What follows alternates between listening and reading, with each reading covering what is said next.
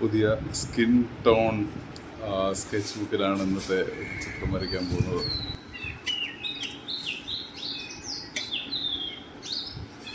ജനലിലൂടെ പുറത്തേക്ക് നോക്കുമ്പോൾ കാണുന്ന ഒരു വാഴക്കുലയാണ് ഇന്നത്തെ ചിത്രത്തിൻ്റെ വിഷയം.